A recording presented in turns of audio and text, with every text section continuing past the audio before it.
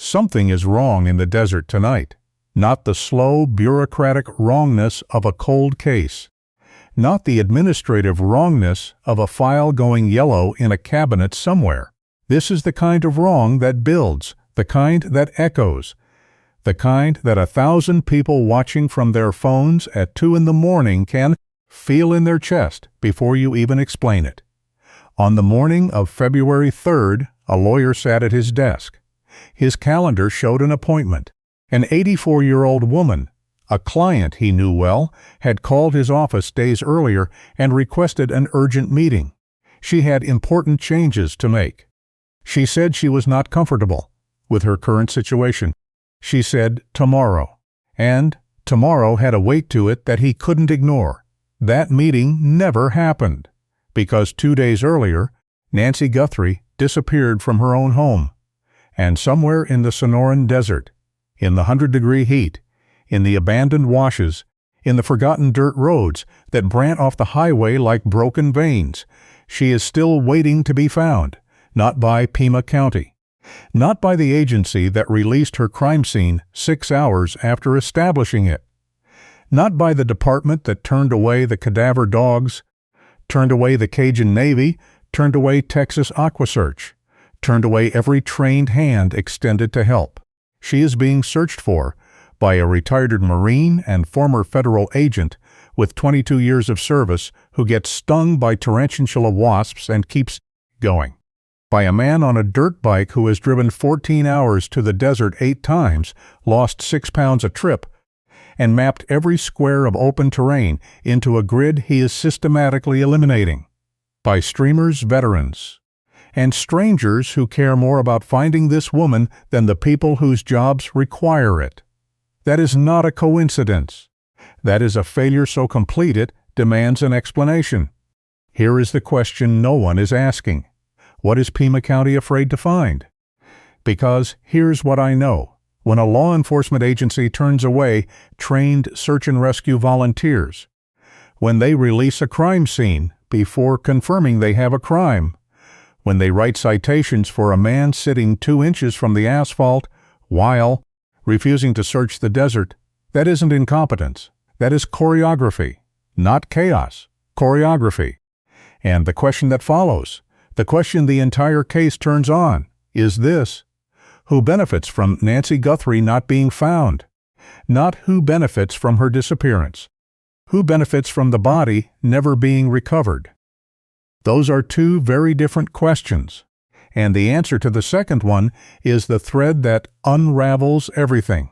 Drop a comment and tell me where you're watching from.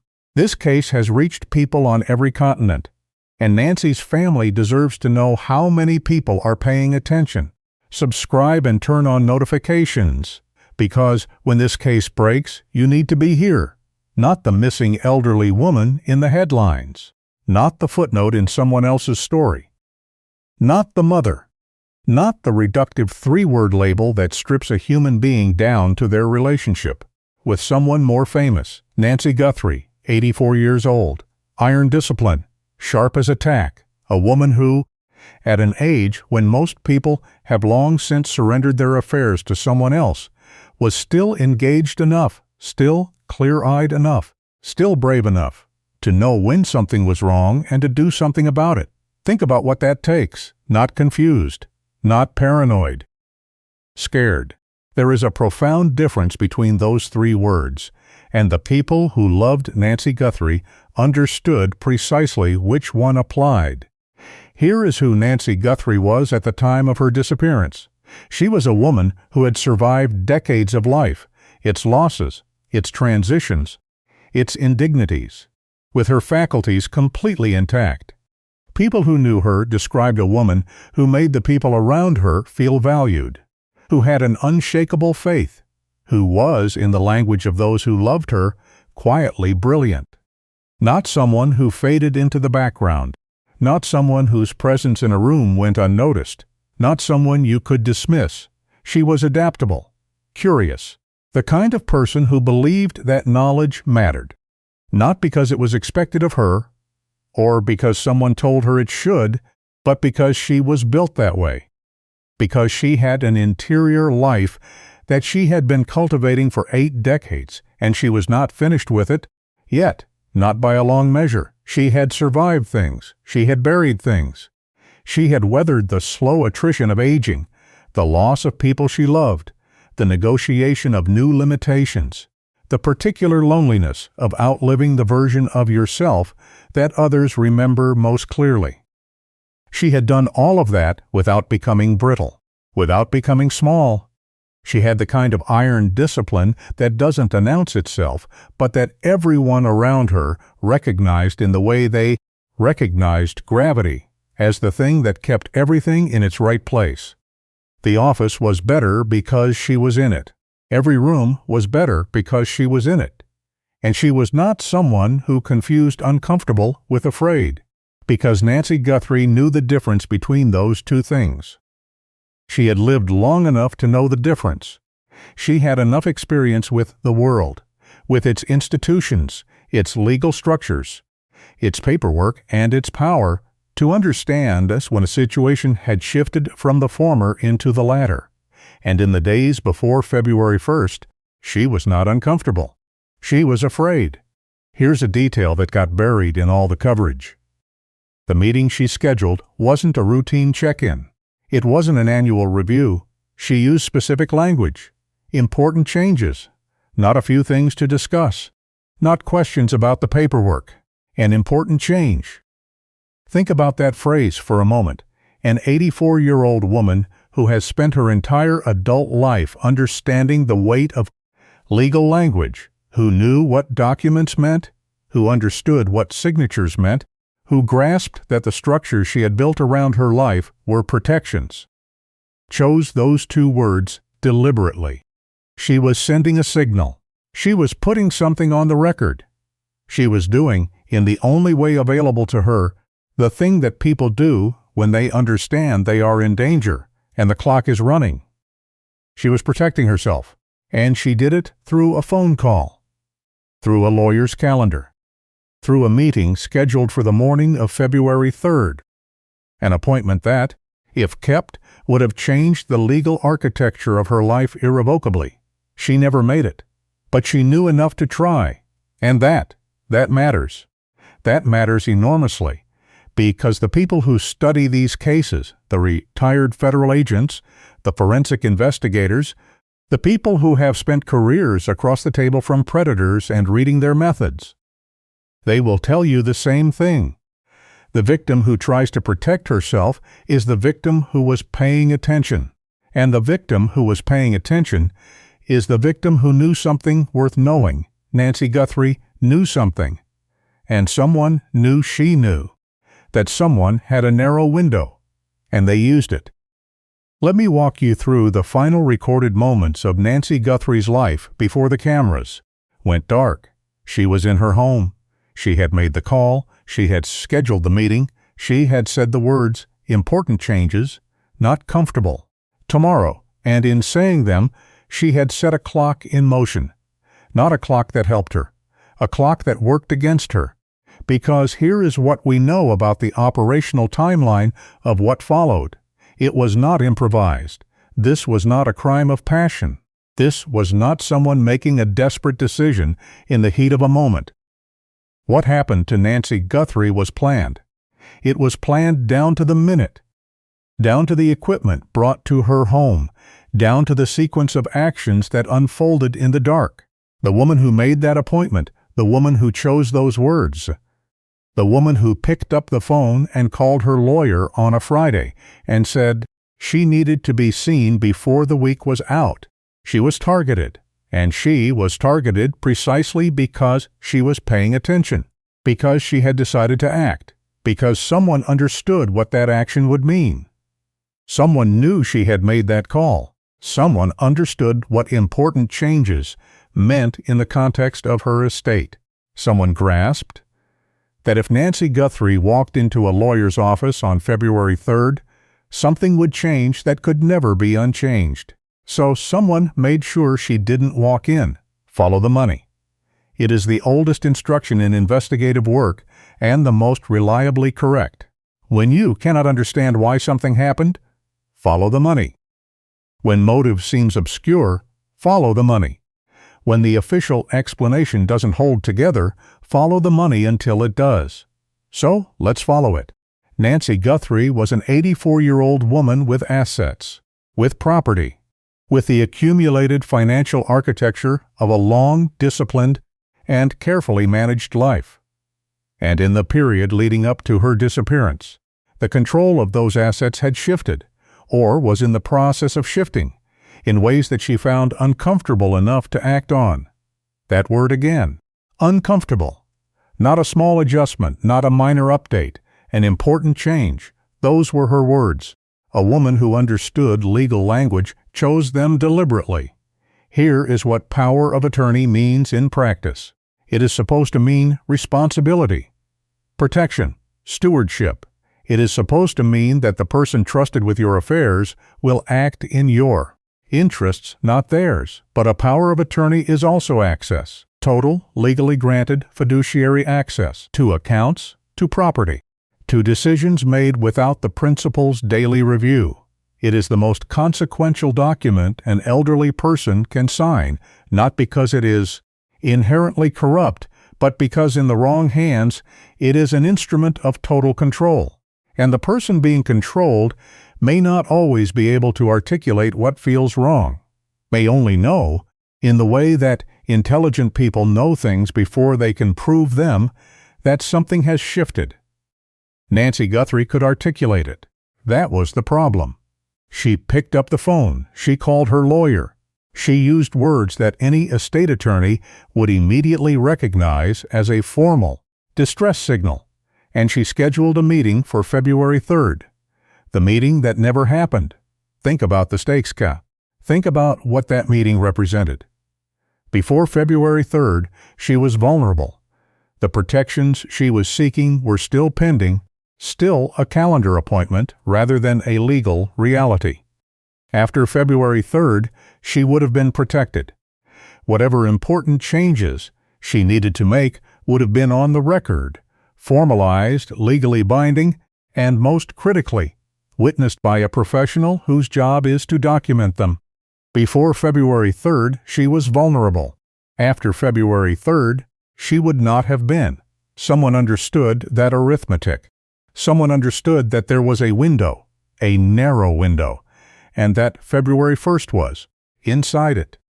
February 3rd was not. Ask yourself, how does someone know that an elderly woman has scheduled a meeting with her attorney about important changes to her estate? You know because she told you, or because you have access to her communications, or because you know her well enough to read the signs that she was preparing to act, and you understood, with the clarity of someone whose interests are directly at stake, exactly what that action would mean. Inside information, that is what investigators call it. And in this case, it is the thread that, when pulled, unravels the entire narrative. Let's be forensically precise about what happened. 1:47 a.m., February 1st. The camera goes dark. Not a technical malfunction, not a power surge. A deliberate disabling of the surveillance system inside Nancy Guthrie's home. Think about that operational step alone. You don't stumble across a home security system and accidentally disable it at 1:47 in the morning. You disable it because you know it's there. You disable it because you plan for it. You disable it because you are executing a sequence you have thought through in advance, that you have assigned roles to, that requires operational knowledge of the target's home. This is not improvised. This is rehearsed. 2:28 a.m. Nancy Guthrie's pacemaker disconnects. 41 minutes. 41 minutes between the camera going dark and the pacemaker recording its last signal. 41 minutes of activity inside that house that no camera recorded, that no neighbor witnessed, that the official investigation has never fully reconstructed for the public. Think about the operational sequence inside those 41 minutes. The investigators who have looked at this most seriously, people with 22 years in federal law enforcement, people who have spent careers reconstructing what happened in the dark, They will tell you what 41 minutes means in the context of a premeditated operation. It means there was a plan. It means there was preparation. It means the people inside that house were not panicking. They were executing. And here is the forensic reality that experienced missing persons investigators keep coming back to. A body in transit is a body at risk. Every additional mile driven, every additional minute on the road at 0:30 is another opportunity for the operation to fracture. A tire blowout, an adrenaline crash, a routine traffic stop. The operational load, the risk exposure, compounds with distance. The people who do this kind of thing and get away with it understand this. Instinctively, they minimize the distance. They do not drive to Phoenix. They do not cross the state line. They go far enough to be off the property, far enough to be out of the immediate frame, and then they find a place they know, a place they have scouted, a place where the desert will do what the desert does. And here is what 40 years of missing persons work teaches the people who do it. The body is close, not 20 miles, not across the county, close, 2 miles, 3, maybe 5. In the scrubland and the washes and the abandoned corridors of the Sonoran Desert that fan out from that neighborhood in every direction. That is, where the forensic probability points. But there is a more specific theory than geography. There is the question of psychology.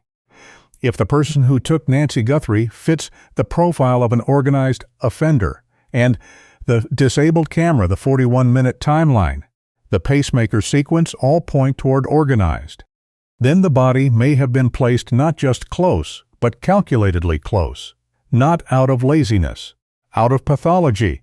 There is a type of predator who needs control even after the act, who needs to be able to drive past a location and know, who feeds on the proximity, on the power of having something that no search party, no cadaver dog, no grid walking volunteer has yet been able to find, who derives ongoing psychological sustenance from the fact that investigators have passed within eyeshot of the location without knowing. If that profile fits the person who took Nancy Guthrie, and the behavioral evidence does not rule it out, then she may be within sight of a road that someone drives regularly, deliberately, as an act of ongoing control. That is not speculation. That is the documented behavioral pattern of organized offenders, described in detail by retired federal law enforcement with decades of relevant experience in exactly these types of cases. The desert keeps secrets, but only until someone looks in exactly the right place. Think about what investigators have: doorbell camera footage, a masked suspect, a surveillance system disabled from inside the home, which means someone with knowledge of the layout, someone who had either been inside before or had been given detailed information about it. DNA evidence recovered from inside Nancy's home, unknown male, not in CODIS, which means not previously convicted of a qualifying offense in any of the 50 states, but not necessarily unknown to the people in Nancy Guthrie's life.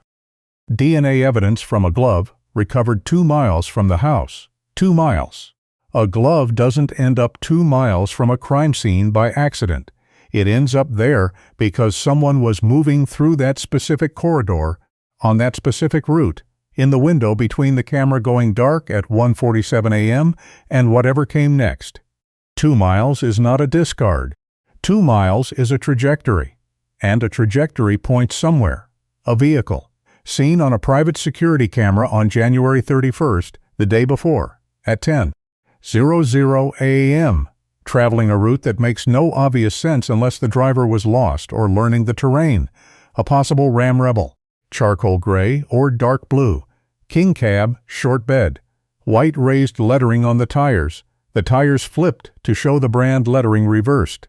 Not rare, but distinctive, memorable. The kind of detail that, combined with the route and the timing, tells investigators this was not an accidental passage. Think about the operational significance of January 31st, the day before February 1st. A vehicle traveling a road that normal local traffic doesn't use, the kind of route you end up on if you made a wrong turn or if you were deliberately mapping the terrain, learning the sight lines, confirming the timing. Reconnaissance. And then there is this. Surveillance footage that investigators believe spans two separate dates, January 11th and the night of February 1st. 3 weeks apart, the same suspect, the same location. A 26-day window between the first sighting and the night Nancy disappeared. 26 days of watching, of waiting, of narrowing the window, of confirming the target, confirming the route, confirming that the plan would hold.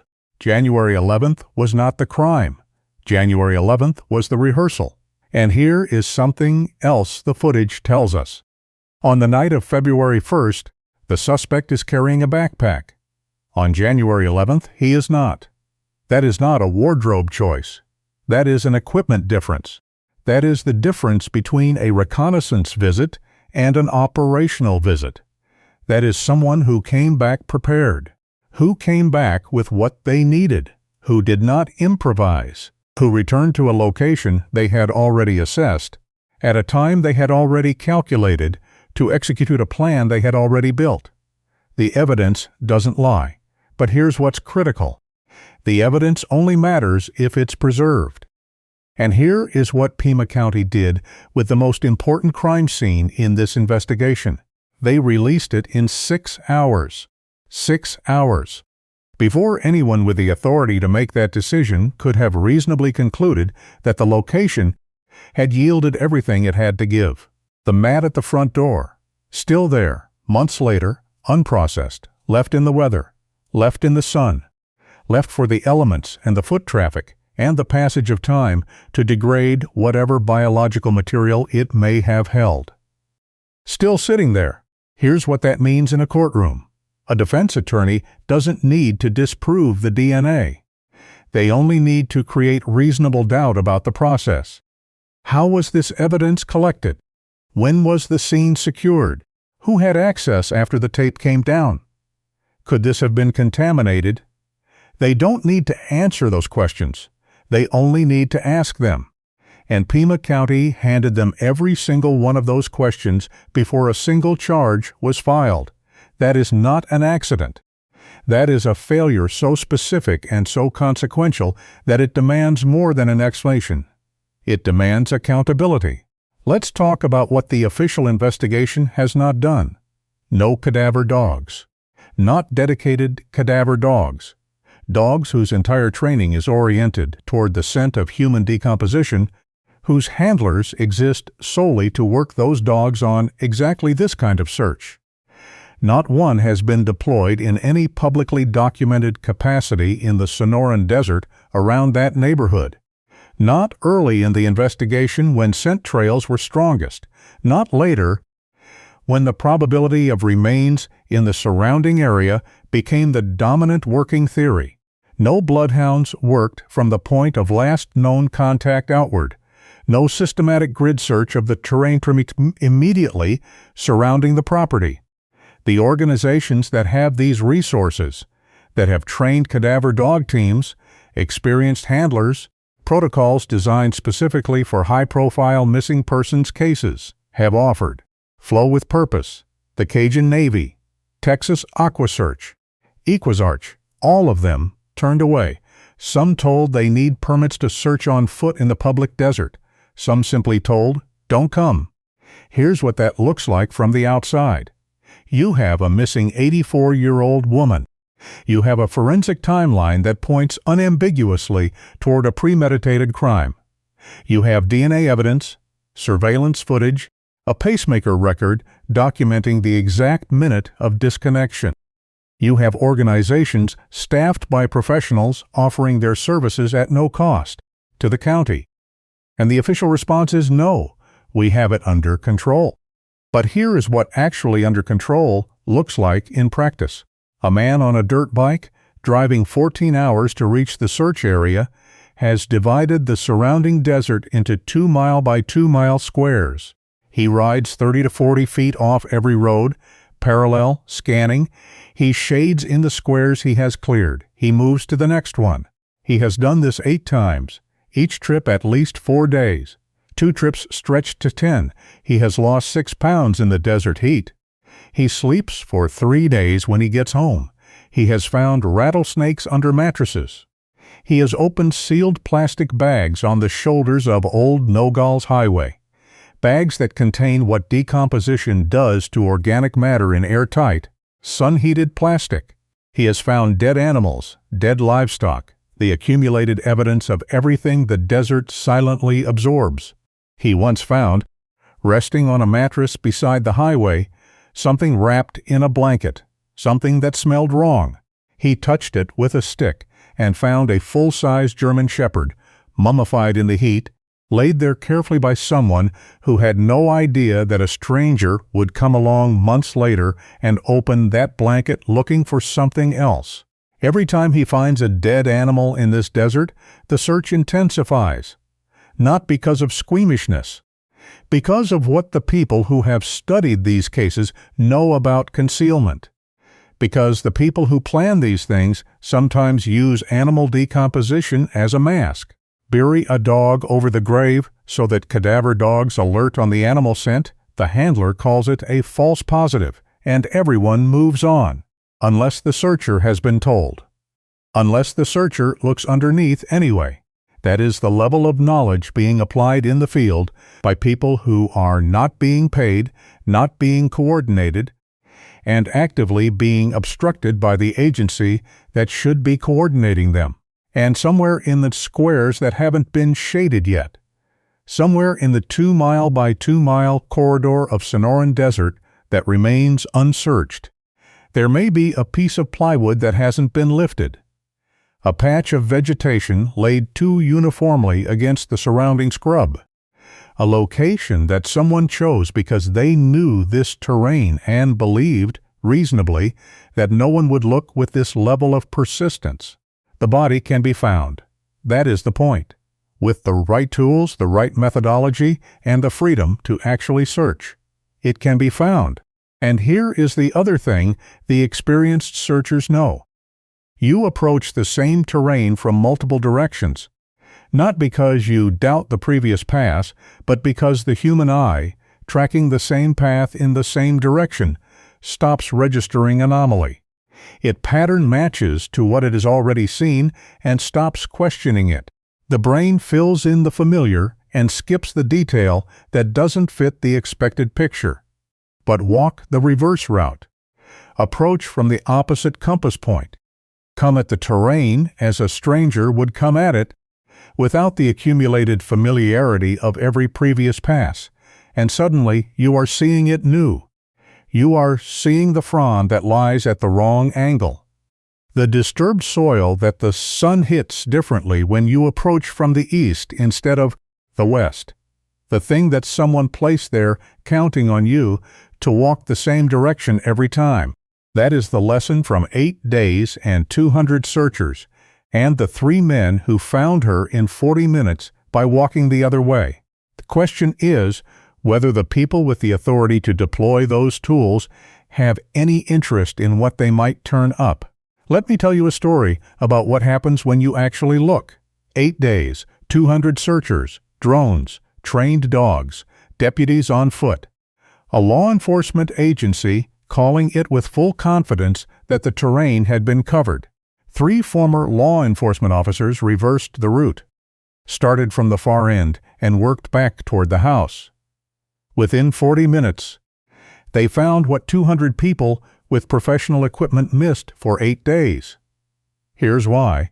The person who placed the body had covered it with wet logs and wet palm fronds. Moisture holds scent down, keeps it low to the ground. The dogs hit nothing. The drones saw nothing but organic matter. The deputies walked past it every single day, until someone walked the other direction. Think if you go down the same path every day, you're going to see things the exact same way.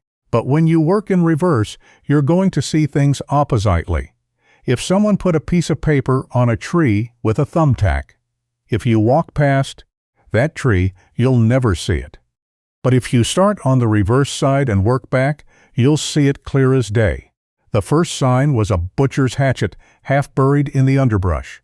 Photographed, marked, not touched. Gut feeling. They kept walking. 25 yards further. A patch of palm fronds arranged with too much uniformity. Everything around them scattered by weather and animals and time. These fronds laid the same direction, the same density, almost deliberate, almost staged. One frond pulled aside, thousands of green flies, the smell of decomposition, 2 feet visible beneath the logs. Red nail polish, she was there. After 8 days and 200 searchers, she was there. Think about the operational sequence. Think about what that means for a desert search where the organizational obstacles are this: aggressive, where the agency running the investigation has turned away every trained volunteer team, where the man doing the most systematic searching is working alone, on his 9th trip, on a dirt bike, with a hand-drawn grid and a personal stubbornness that no citation or permit requirement or institutional indifference has been able to extinguish. The body can be found. It has been done under worse conditions. What it requires is the willingness to look in the right places with the right tools and the right methodology, or the courage to not stop until the grid is fully shaded. Let's talk about what selective enforcement actually costs. An advocate in a wheelchair, someone who has given months of his life to keeping Nancy Guthrie's name alive, receives a citation for having the foot of his chair 2 inches over the asphalt on a residential street with no sidewalk, no warning, no conversation, a citation. The same street where, weeks earlier, national news vans blocked the road entirely, where reporters parked freely, walked freely, and generated no documentation of any kind. The same intersection where, on the same day, the officer who wrote that citation drove past a white male streamer sitting on a scooter. Feet in the road, camera rolling, without stopping. These are not opinions. They are observations documented on video, shared publicly, described consistently by multiple people who were present. Here is what that enforcement pattern communicates to the community this investigation depends on. It communicates that the rules are not the rules, that the rules are a tool, applied selectively, deployed against specific people, used as a pressure mechanism rather than a safety measure. It communicates that the agency in charge has decided, at some level above the officer writing the ticket, that the community of people most publicly engaged with this case is not an asset. It is an irritant to be managed. And when the community understands that the rules are a tool and not a standard, they draw the rational conclusion: this agency is not operating in good faith. And when they reach that conclusion, the tips stop. The phone calls stop. The neighbor who saw a charcoal gray truck on January 31st decides it's not worth the headache. The witness who noticed something unusual thinks twice about calling in. The person who lives 2 roads over and caught something on their private camera in the early morning hours of February 1st looks at what happened to the people who were just trying to sit on the easement and keep a woman's name alive, and decides to stay quiet.